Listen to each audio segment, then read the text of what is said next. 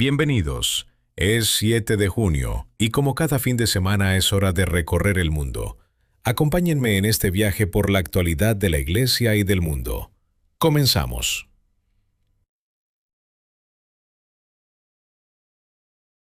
Austria. El sacerdote austriaco Toni Faber, párroco de la Catedral de San Esteban de Viena desde hace casi 3 décadas, podría estar viviendo sus últimos meses al frente de una de las parroquias más emblemáticas de Europa. Según informa el portal alemán katholisch.de, la Archidiócesis de Viena mantiene conversaciones sobre el futuro de este sacerdote, conocido desde hace años por sus apariciones mediáticas y por sus declaraciones sobre cuestiones especialmente sensibles dentro de la Iglesia. Toni Faber se convirtió en una figura muy conocida de la vida pública austríaca no solo por su actividad pastoral, sino también por su constante presencia en eventos sociales y mediáticos. Cada año asiste al famoso Baile de la Ópera de Viena, acompañado de Natalie Nemec, a quien describe como una muy buena amiga.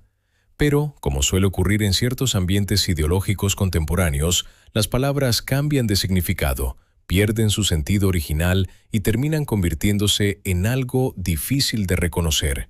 Y pocos ejemplos ilustran mejor este fenómeno que el propio Toni Faber.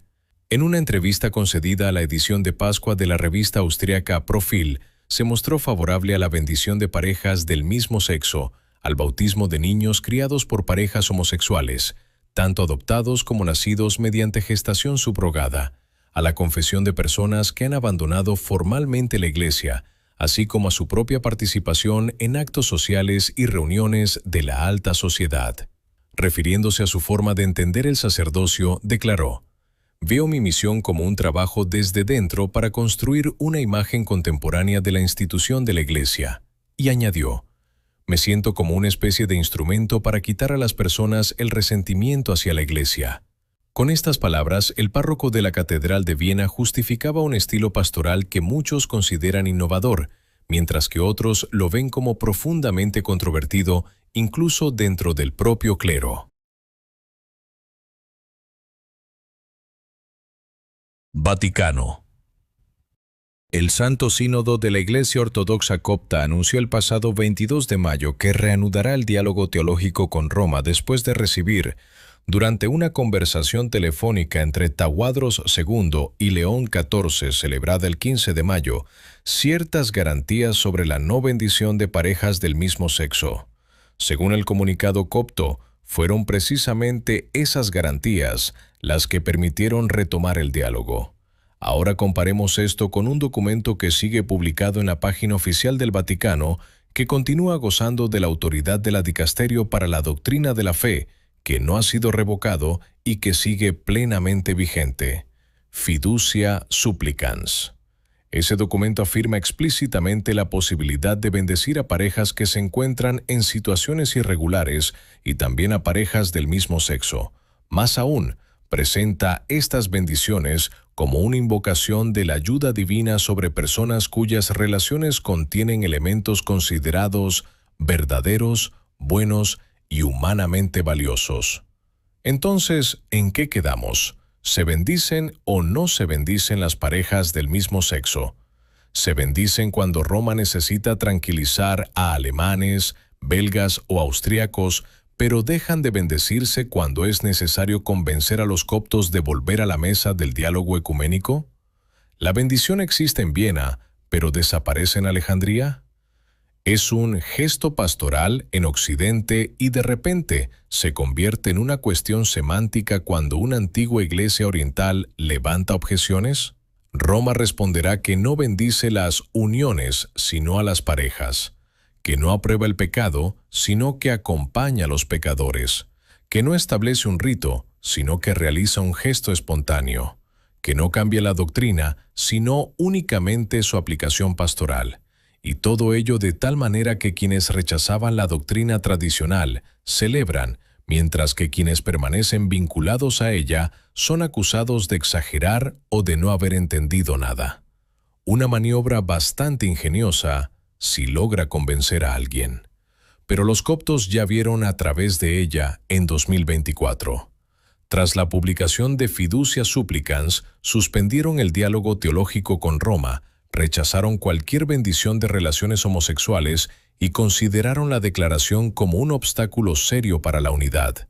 En aquel momento, Catholic Culture informó que el Santo Sínodo Copto había rechazado cualquier bendición de relaciones homosexuales y suspendido el diálogo apenas unos meses después de la publicación del documento.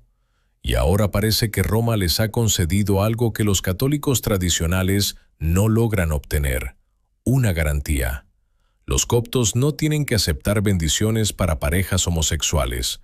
Los ortodoxos no tienen que aceptar la doctrina desarrollada del primado papal en toda la formulación posterior de Vaticano I. Los protestantes pueden beneficiarse de interminables fórmulas de consenso diferenciado. Los musulmanes pueden ser recibidos como hermanos alrededor de una lámpara navideña. Los teólogos de la liberación pueden ser rehabilitados en nombre del contexto.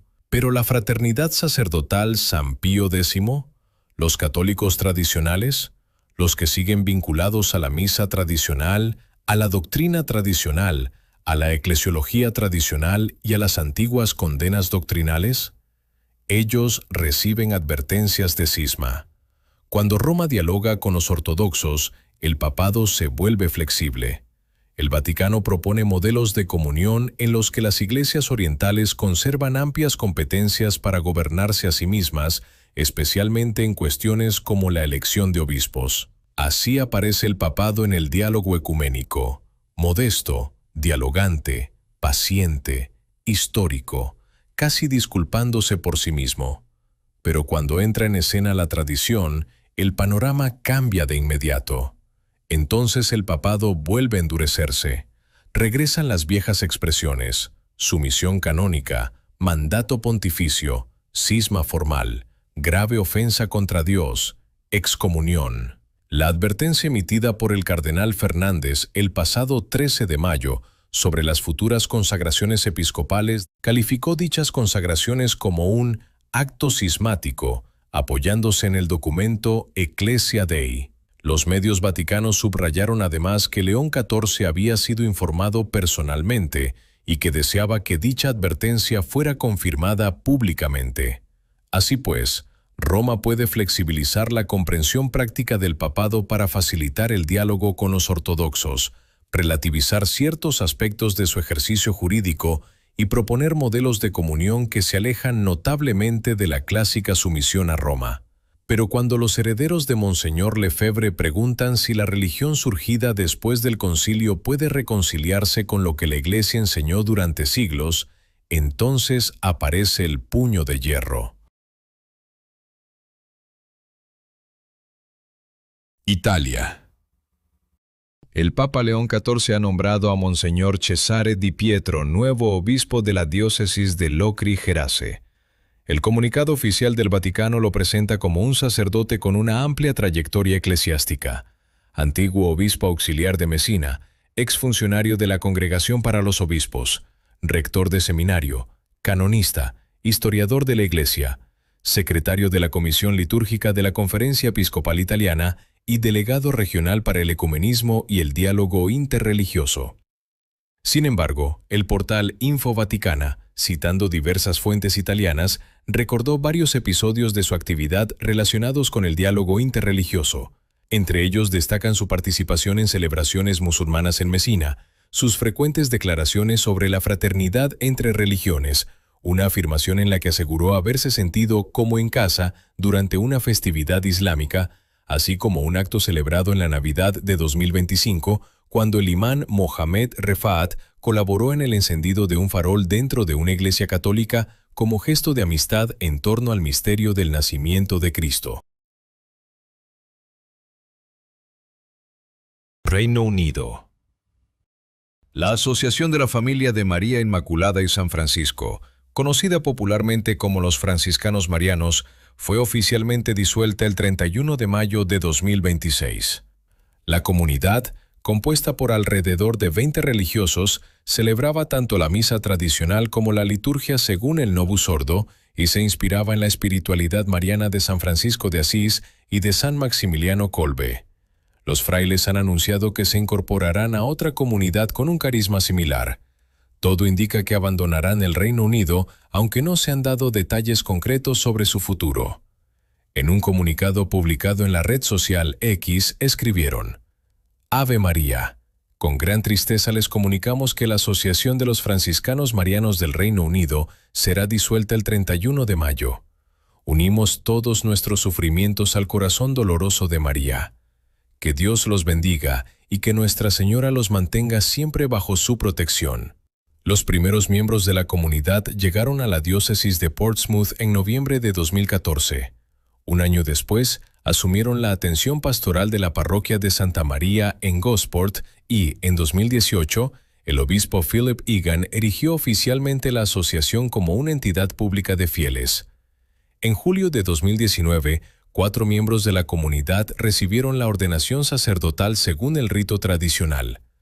Con el aumento de las vocaciones, los frailes abrieron una segunda casa en Portsmouth y desarrollaron un apostolado centrado en la misa tradicional, las vísperas diarias, la hora santa, las devociones de primeros viernes y primeros sábados, retiros espirituales, conferencias y encuentros para hombres. Su actividad se extendió también a Londres y a otros lugares de la diócesis. Sin embargo, tras la publicación de Traditionis Custodes en 2021, las autorizaciones para la celebración de la liturgia tradicional comenzaron a ser cada vez más limitadas. En 2022, la comunidad se trasladó a la diócesis escocesa de Dunkeld, donde fue acogida por el obispo Stephen Robson junto con unas 20 religiosas franciscanas marianas. Inicialmente existían planes para adquirir un convento, una capilla y otras instalaciones que permitieran establecer una presencia permanente. Sin embargo, esos proyectos nunca llegaron a concretarse. Después del nombramiento del obispo Andrew Mackenzie en 2024, los religiosos fueron informados de que la compra previamente acordada no sería aprobada y de que tendrían que abandonar la diócesis. Aunque posteriormente se amplió el plazo de permanencia hasta octubre de 2026, el futuro de la comunidad ya estaba seriamente comprometido. Los partidarios de los franciscanos marianos afirman que desde su llegada a Dundee aumentó significativamente la participación de los fieles, especialmente de familias jóvenes, y que su apostolado dio lugar a numerosos bautismos, consagraciones a la Virgen María y un renovado compromiso religioso entre los católicos de la región. Finalmente, el 27 de abril de 2026, los propios miembros de la comunidad votaron a favor de la disolución de la asociación.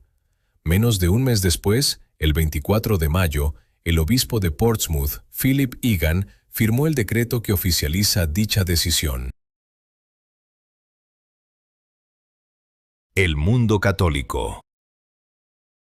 El jueves 4 de junio, 60 días después de la resurrección de nuestro Señor, el mundo católico celebró la solemnidad del Corpus Christi. Esta fiesta tiene sus orígenes en el siglo XIII, en la ciudad de Lieja, en la actual Bélgica. Su nacimiento está estrechamente ligado a Santa Juliana de Montcornillon, una religiosa agustina que sentía una profunda devoción por la Eucaristía y deseaba una celebración especial dedicada al Santísimo Sacramento. Sus peticiones fueron escuchadas, y en 1246, el obispo Roberto de Torete instituyó esta fiesta para su diócesis. Un año después comenzó a celebrarse el jueves posterior a la fiesta de la Santísima Trinidad. Pocos años más tarde tuvo lugar el famoso Milagro Eucarístico de Bolsena. Durante la Santa Misa, un sacerdote que dudaba de la presencia real de Cristo en la Eucaristía vio brotar sangre de la hostia consagrada. El acontecimiento impresionó profundamente al Papa Urbano IV. Impulsado por este milagro y por las peticiones de numerosos obispos, Urbano IV extendió en 1264 la celebración del Corpus Christi a toda la Iglesia mediante la bula Transiturus. Con el paso de los siglos, la solemnidad se difundió por todo el mundo católico y comenzaron a popularizarse las procesiones con el Santísimo Sacramento por las calles de ciudades y pueblos. Posteriormente, el Concilio de Trento confirmó y defendió esta tradición, recordando que mediante estas procesiones, los católicos manifiestan públicamente su fe en la presencia real de Jesucristo en la Eucaristía y rinden homenaje al mayor tesoro de la Iglesia, nuestro Señor verdaderamente presente en el Santísimo Sacramento del altar.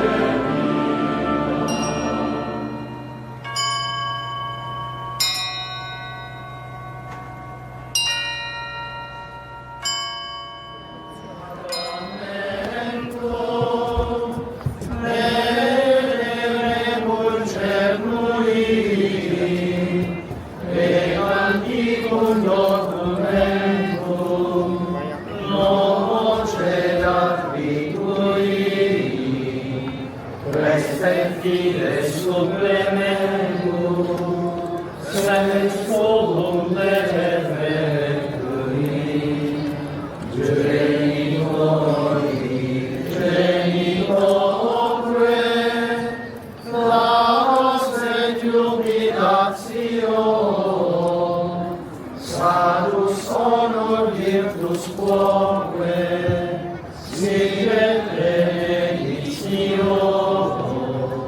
procedenti ad ultro